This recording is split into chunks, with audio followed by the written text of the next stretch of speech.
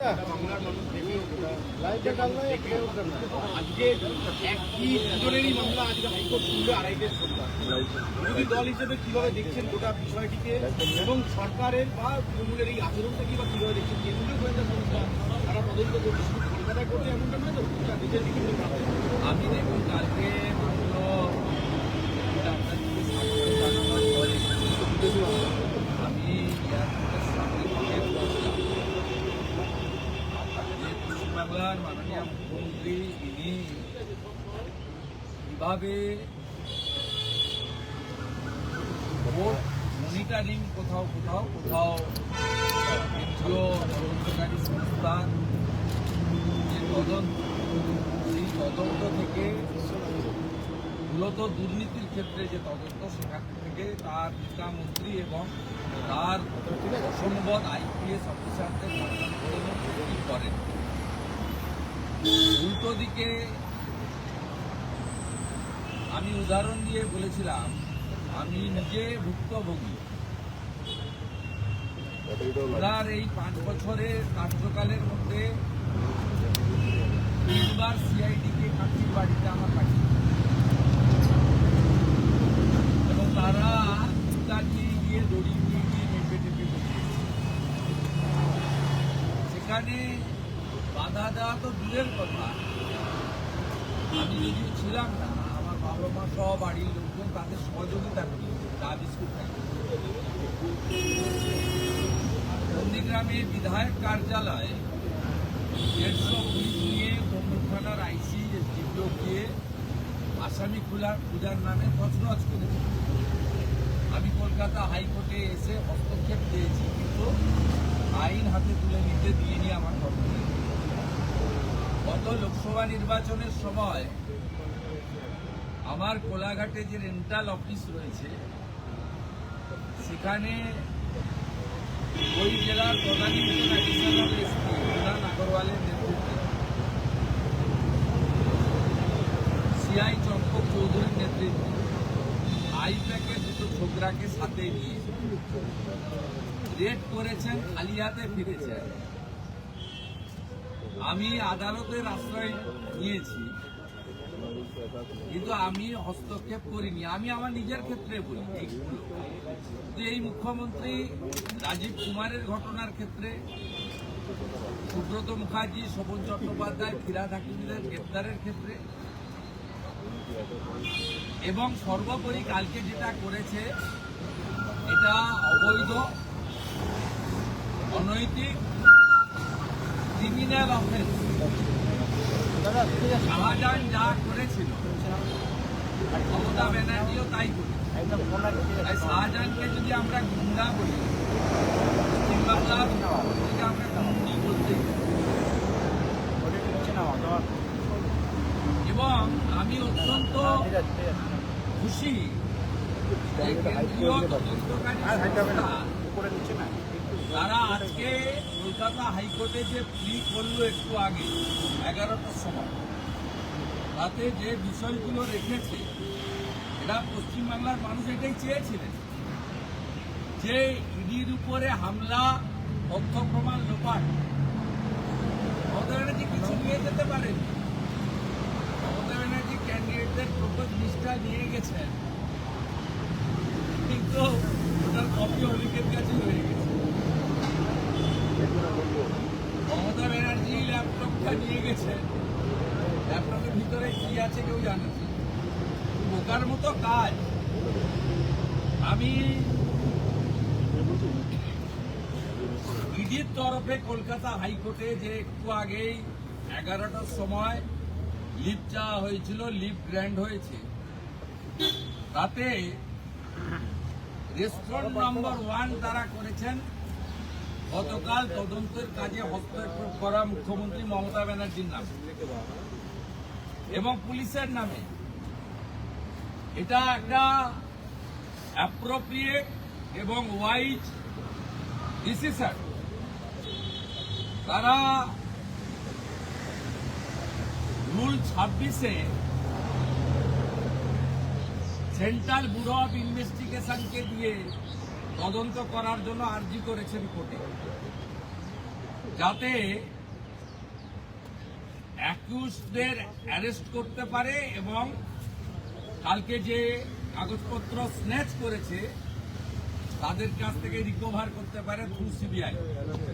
যেখানেই লুকিয়ে রাখো, পুড়িয়ে ফেললেও কোথায় পুড়িয়েছে তার তথ্য জন্য সিবিআই চেয়েছে।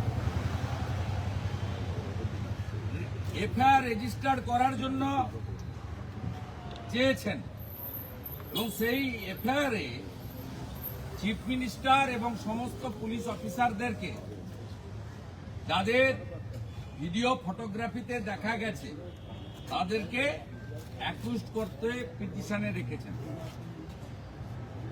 Direct immediate seizure, sealing, forensic rejection, এইভাবে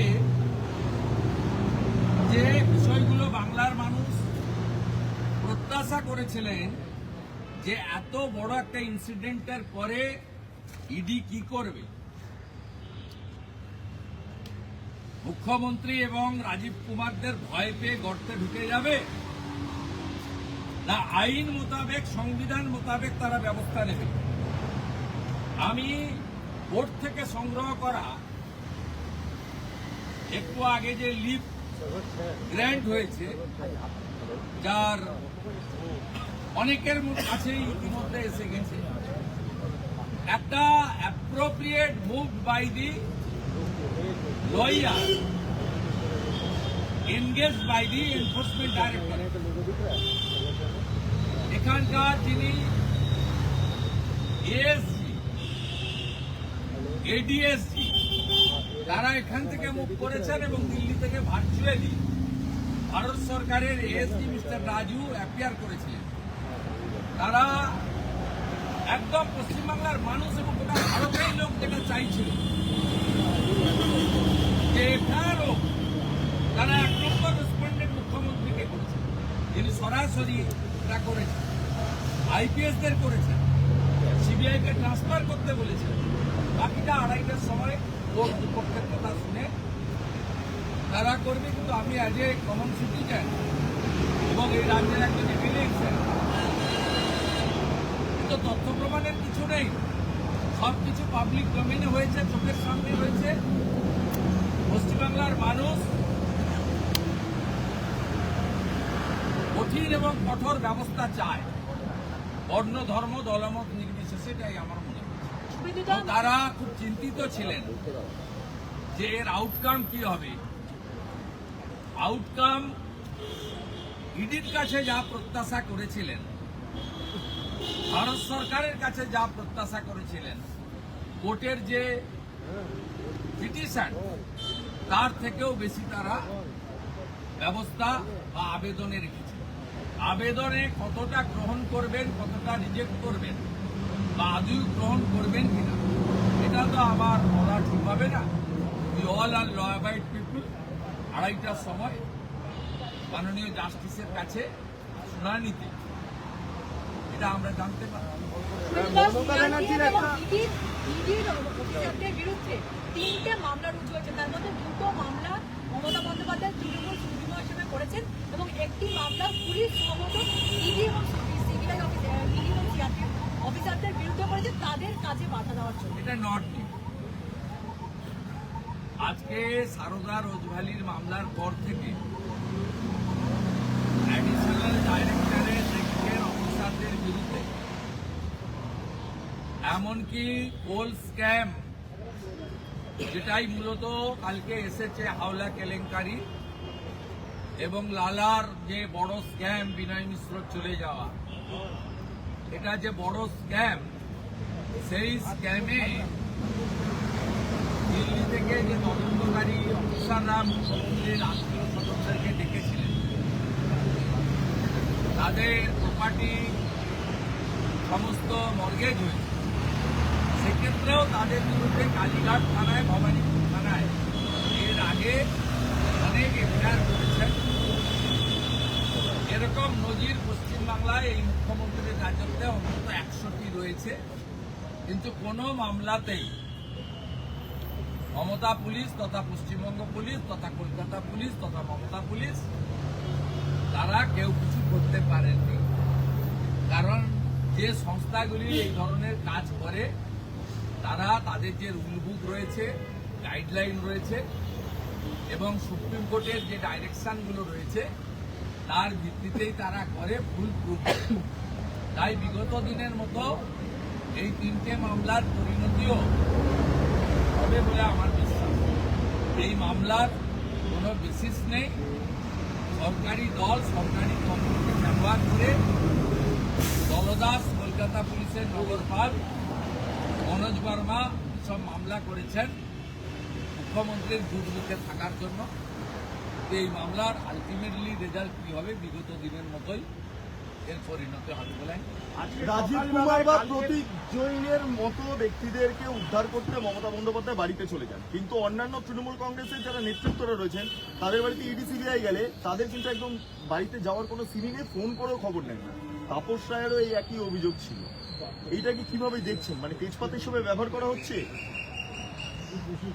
না, এটা নিয়ে মুখ্যমন্ত্রী যে সবসময় নিজের স্বার্থ, নিজের পরিবারের স্বার্থ ছাড়া আর যেখানে নিজে ফেঁসে যাওয়ার ভয় রয়েছে সেখানে এগিয়ে এসে তদন্ত ভণ্ডুল করে দোষীকে আড়াল করার চেষ্টা করা ছাড়া অন্য কাজ করেন না। এটা গত 15 বছরে বারে বারে প্রমাণিত হয়েছে। তাই যে তৃণমূল কংগ্রেস নেতারা রাজীব কুমার বা প্রতীক জৈনের মতো মমতা ব্যানার্জির সাহচর্য থেকে বঞ্চিত হয়েছেন তারাই এর উত্তর দিতে পারবে। পার্থ চ্যাটার্জি দিতে পারবেন, জ্যোতিপ্রিয় মল্লিক দিতে পারবেন, অনুব্রত মণ্ডল দিতে পারবেন মানিক ভট্টাচার্য, দিতে পারবেন জেলে থাকা জীবন কৃষ্ণ সাহারা। আমি এর উত্তর দিতে অপারগ। কেন্দ্রীয় স্বরাষ্ট্রমন্ত্রীর অফিসের বাইরে দিল্লিতে এমপিরা তারা আজকে ধর্নায় বসেছিলেন এবং তাদেরকে চ্যাংদোলা করে পুলিশ সরিয়ে নিল। চ্যাংদোলা করে তো যাবেই, ওটা তো 163 এলাকা, ওখানে 5-এর বেশি জমায়েত বেশি। তবু তো ভদ্রভাবে নিয়ে গেছেন। আমি তো ভবানী ভবনে ঢুকেছি, রাজীব কুমার থেকেও দেখা করে। এখানে কি করেন? এখানে চাকরি প্রার্থীদের সঙ্গে কি করেন? এখানে অভয়ার মায়ের সঙ্গে তার মেয়ের ন্যায্য বিচার চাওয়ার আন্দোলনে কি করেছে? ওরা তো ভদ্রভাবেই দেখলাম যে ধরে ধরে নিয়ে গেল, যে এখন চাটা খাওয়াচ্ছে, কফি খাওয়াচ্ছে, প্রচন্ড ঠান্ডা। দিল্লি তো আরো ছবিটা দেখেছি যে একের পর এক অফিসার তারা ফাইল নিয়ে বেরিয়ে আসছে ভেতর থেকে, কিন্তু ফাইল ইডিকে এখানে বাধা দিতে পারতো না, কারণ সেন্ট্রাল ভোট ছিল এবং বাধা দিলে এই দিল লোকরা আক্রান্ত হতো। এবং মমতা ব্যানার্জি তার পার্সোনাল সিকিউরিটিদেরকে এবং কলকাতা পুলিশ, বিধাননগর পুলিশকে মিসইউজ করেছেন। পুলিশগুলো অধিকাংশ ইউনিফর্মে ছিল না, ব্যাজ ছিল না। তারা ভার্বাল ইনস্ট্রাকশনে রাজীব কুমার মুকেশ কুমারের ইনস্ট্রাকশন এটা করেছেন। কারণ রাজীব কুমারও সারদা মামলায় অভিযুক্ত আর মুকেশ কুমারও ক্যাটেল কেসে অভিযুক্ত, মুর্শিদাবাদে ক্যাটেল কেসে। তারা ভার্বাল ইনস্ট্রাকশন দিয়ে করছে। এটা ওয়ান টাইপ অফ গুন্ডামি, আর পুলিশের কাজের মধ্যে এগুলো পড়ে না। পুলিশ বিএনএস এর যে সেকশন বা ইডি সিবিআই সহ ইনভেস্টিগেটিং এজেন্সিকে ভারত সরকার, ভারতের পার্লামেন্ট যে পাওয়ার দিয়ে গেছে সেই জায়গা থেকে ভায়োলেশন করেছেন। বাধা যদি তারা দিত তাহলে সন্দেশখালীর মতো কালকে অনেককে রক্তাক্ত হয়ে হসপিটালে যেত। আমি মনে করি তারা বাধা না দিয়ে ঠিক কাজ করেছেন, সঠিক কাজ করেছেন, বুদ্ধিমত্তার সঙ্গে কাজ করেছেন। এবং মমতা বন্দ্যোপাধ্যায় নির্বাচনের প্রাক্কালে চোরেদের, দুর্নীতিগ্রস্তদের আটকাতে চান। এই অভিযান যে করেছেন, আমরা যেটুকু ইডির প্রেস স্টেটমেন্ট থেকে জেনেছি, তারা পুরনো হাওলা কেসে, দিল্লি রেজিস্টার কেসে, পশ্চিমবঙ্গে কেস রেজিস্টার নয়। এবং এই হাওলা কেসে আমরা অনেক আগেই বলেছি, হোটেল থেকে টাকা উদ্ধার হয়েছিল গোয়া ইলেকশনের সময়। সেই টাকার সঙ্গে এই যে অনুপ মাঝি লালার যে কেস, বিনয় মিশ্র যে চলে যাওয়া, ভানুয়াতুতে থাকা, এবং লিপস অ্যান্ড বাউন্সের যে প্রপার্টি অ্যাটাচমেন্ট, এর সঙ্গে যুক্ত এই সময় কয় লাখ টাকা, হাওলার টাকা গোয়া ইলেকশনে তৃণমূলের হয়ে ব্যবহার হয়েছে, একটা হোটেল থেকে রিকভারি হয়েছে। শুধু তাই নয়, দিল্লির লিকার স্ক্যামের সঙ্গেও আইপ্যাক যুক্ত সরাসরি আপের হয়ে তারা কাজ করেছিল। লিকার স্ক্যামের যে রাইট টাকা, সেই টাকা ভোটে খরচ হয়েছে, আইপ্যাক যে টাকা দিয়েছে। আমি একটা তথ্য প্রমাণ দিচ্ছি, এই আইপ্যাক আমাদের ভারত সরকারের যে জল জীবন মিশন 8,000 কোটি টাকা পশ্চিমবঙ্গ পেয়েছে, চুরি হয়ে গেছে পুরো টাকা। কোনো গ্রামে জলে জল নেই, জল আছে জল নেই। এই টাকাতে 2021 সালে কাকদ্বীপের Axis bank, JP construction, south 24 Pargana got direct order to supply around 170 crore। তারা 178 কোটি টাকা বরাদ পেয়েছিলেন জনস্বাস্থ্য কারিগরি ইঞ্জিনিয়ারিং দপ্তর পিএইচই থেকে, কেন্দ্রীয় সরকারের স্কিম জল জীবন মিশন। তারা 16 কোটি টাকা 2021 অ্যাসেম্বলি ইলেকশনের সময় আইপ্যাকের অ্যাকাউন্টে ট্রান্সফার করেছে। Cheque number 001739 IPAC account, cheque number 001739 to direct IPAC account Axis bank. JP construction যারা 178 কোটি টাকার বরাদ পেয়েছিলেন, তারা 16 কোটি টাকা দিয়েছে। ব্যথাটা কোথায় বুঝেছেন মাননীয় মুখ্যমন্ত্রী? যন্ত্রণাটা কোথায় বুঝেছেন?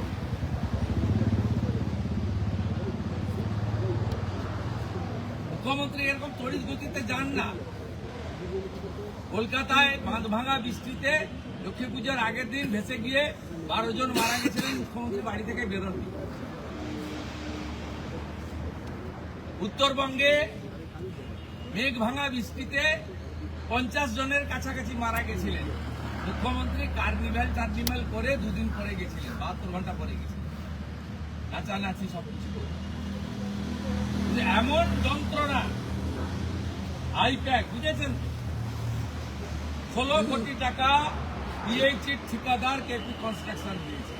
চেক নাম্বার বলে গেলাম, আর কি চান ডকুমেন্ট? এরপরেও বলবেন? এরপরেও আজকে মুখ্যমন্ত্রীর মিছিল হবে চোরেদের পক্ষে। আমি জনগণকে বলবো, চারিদিকে আওয়াজ তুলুন, পতাকা নিয়ে নইলে পতাকা ছেড়ে জনগণ আওয়াজ তুলুন। বিরোধী দলনেতার ডাক, চোরেদের এনার্জি মমতা ব্যানার্জি।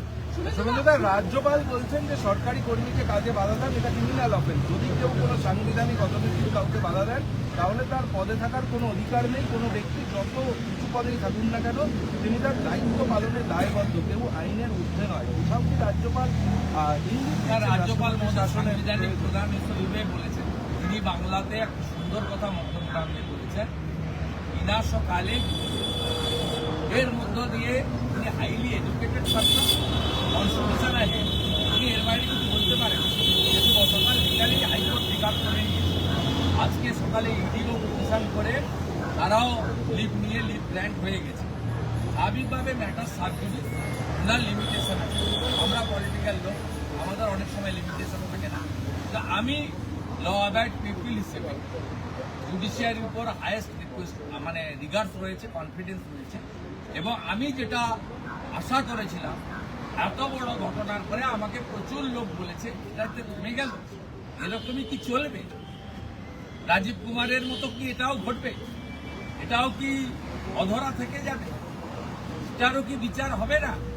তো ইডি যে পিটিশন ফাইল করেছে, তাতে 1, 2, 3 করে যা চেয়েছে, এবং 1 নম্বর রেসপন্ডেন্ট রাজ্যের মুখ্যমন্ত্রীকে করেছে, যিনি সশরীরে ওদের বাধা দিয়েছেন। এরপরে তো আমার মনে হয় ইডির উপরে গোটা পশ্চিমবাংলার মানুষের আস্থা শতগুণ বেড়ে গেল। বাকিটা তো কোর্ট বলবে 2:30টার সময়। Hope for the best, we all R waiting for the verdict coming from the support. We all are one team. গতকালের প্রাইভেট ঘটনা যা যা কোম্পানিতে রেড ঘটেছে, পড়েছে, রাজ্যের CRPF পুলিশ মন্ত্রী, রিপোর্টটা ডিজিপি, মুখ্য স্বরাষ্ট্র সচিব চলে মন্ত্রক গিয়েছে। সাংবিধানিক দিক থেকে কিভাবে দেখছেন? আমি সূত্রর কথা আপনার বলবো না, সিআরপিএফ বলছে আমি কাগজ দেখাতে পারবো না। আমি কমেন্ট করবো। প্রত্যেকটা সংস্থা নিজস্ব নীতি দিয়েছে। আমি কোর্টে যা হয়েছে সকালবেলা লিভ গ্র্যান্ট করতে গিয়ে ওরা যা চেয়েছে সেটা পাবলিক ডোমেনে এসে গেছে, আমি তার উপর as a common citizen of the West Bengal we all are happy. মানুষ যা চেয়েছিল কালকে সেটা আজকে ইডি পরিষ্কার ভাবে করেছে। 1 নম্বর রেসপন্ডেন্ট করেছে মুখ্যমন্ত্রীকে, রাজীব কুমার সহ আইপিএস দের এগেনস্টে তারা বলেছে, এবং তারা যেগুলো চেয়েছে it's a criminal offence, CBI investigation. তারা চেয়েছে মুখ্যমন্ত্রী সহ উপস্থিত সব পুলিশের নামে স্পেসিফিক এফআইআর। তারা চেয়েছে সব যে কাল জিনিসপত্র ওদের কাছে স্ন্যাচ করে নিয়ে গেছে সেগুলো রিকভারি, সিজ, উদ্ধার, সেটা সিবিআইয়ের মাধ্যমে করতে চেয়েছে। It's a very appropriate decision in appropriate time. Private কোম্পানিতে রেড পড়েছে, রাজ্যের পুলিশ মন্ত্রী চলে গিয়েছেন, ডিজিপি চলে গিয়েছেন, কি বলবেন? সাংবিধানিক দিক থেকে কিভাবে বলবেন? কিন্তু রেসিপ্রোকাল। রাজীব কুমারকে অ্যারেস্ট করার যখন পঙ্কজ শ্রীবাস্তব গেছিল জেডি সিবিআই, তখন মুখ্যমন্ত্রী গেছিলেন। তাই রাজীব কুমারের দায়িত্ব হচ্ছে কৃতজ্ঞতা স্বরূপ এই অবদানকে মনে রেখে পাল্টা প্রতিদান দেওয়া। তাই কালকে মুখ্যমন্ত্রী বিপদে পড়েছেন, তাই রাজীব কুমার প্রতিদান দেওয়ার জন্য এগিয়েছে। রেসিপ্রোকাল, চোরে চোরে মাস্তুত ভাই। মুখ্যমন্ত্রী বলছেন ইলেকশন স্ট্র্যাটেজি লুট করেছে ইডি, তাই ইলেকশন আসা অব্দি আবার রাষ্ট্রপতি শাসন চাইছেন, যাতে সিম্প্যাথেটিক্যাল গ্রাউন্ড থাকে তাদের জন্য। আপনি ভাবছেন সিম্প্যাথেটিক্যাল গ্রাউন্ড পাবে? পশ্চিমবাংলার মানুষ চাইছে ল এনফোর্সমেন্ট। পশ্চিমবাংলার মানুষ এগুলো চোখের সামনে দেখছে। একটা সময় ওনার সাপোর্ট বেস ছিল। আপনি এত চুরি চামারির করার পরেও 2024-এ ওনাকে ভোট দিয়েছে 45.67। রাজ্যের 54%-এর বেশি মানুষ ওনার দলের বিরুদ্ধে ভোট দিয়েছে, ভিন্ন ভিন্ন দল। অতএব আপনি কি বলছেন ওনার বিষয়? আমি মনে করি না মানুষ এই ধরনের দুর্নীতিকে সমর্থন করে।